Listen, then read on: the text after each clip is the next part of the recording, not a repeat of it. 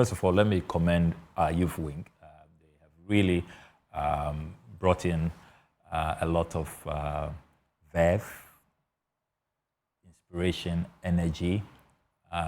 They have been absolutely amazing with the kind of initiatives that they have been pursuing under the leadership of lawyer Opareado, who we all call Pablo. And I've really been impressed with the kind of leadership that he has brought to bear. And I want to salute him and the entire youth wing of our party. Of course, the folks who worked on the youth manifesto, young people, and I like the selection, and that's why you can see that the policies that have been agreed by the party and the flag bearer are really resonating with young people. So the party did not ask very elderly, well-established party people who, are not part of that age bracket, who are not feeling what the youth are feeling, to go draft a youth manifesto for the youth. We selected young people. So you have reps from the student leaders, from youth associations.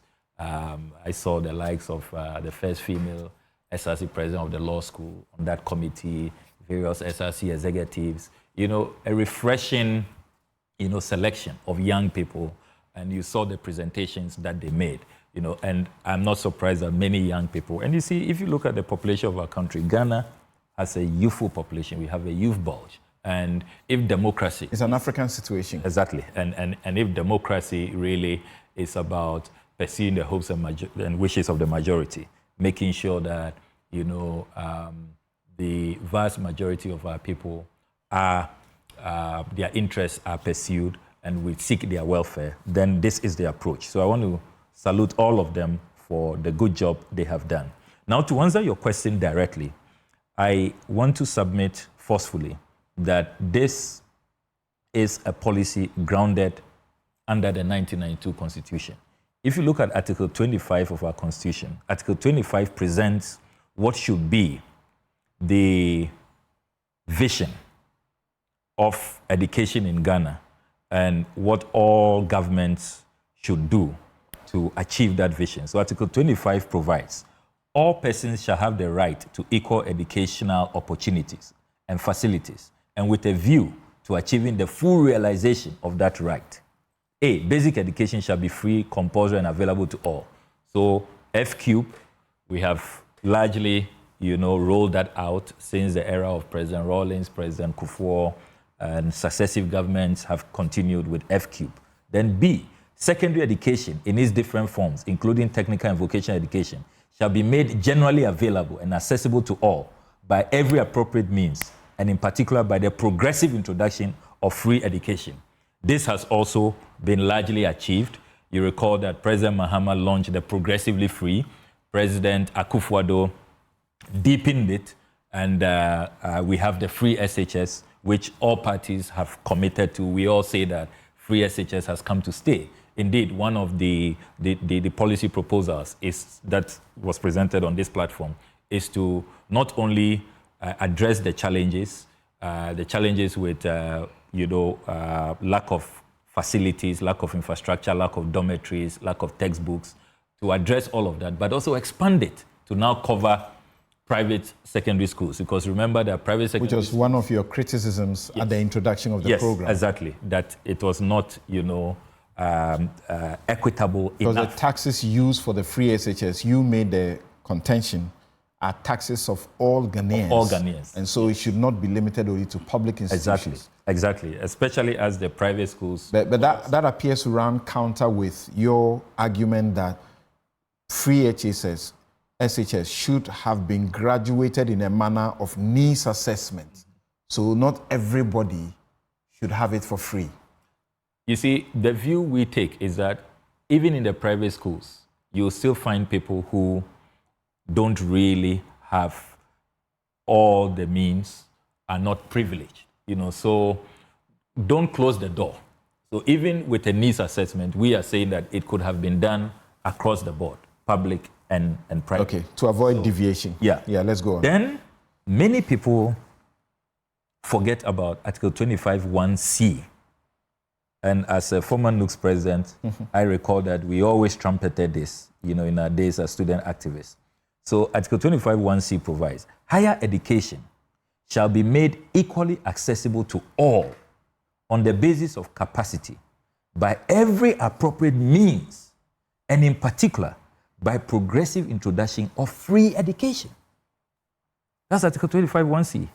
So I've seen a good number of Ghanaians on social media go agog that, is this not just about vote buying and is it not a sign of desperation? No, it is a constitutional provision that let's start with F-cube, the basic. Let's get to secondary, make it progressively free, but let us also keep an eye on higher education. Research shows that there is a link between your population that has higher education and your GDP growth. If you have your human resource well educated at the highest of levels, you have good professionals, it has an impact on the development of your country. So you cannot have a situation where you have this huge, base. If you look at our educational structure, huge base.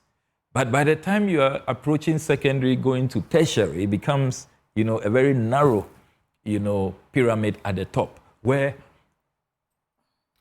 only about 19 to 20% are able to get in. Now, the analysis we have done, and we've done the actuarial studies, close to 43,000 on a yearly basis who are given admission. Students who have gained admission. We are not talking about those who have dropped out after SHS or who didn't meet the mark.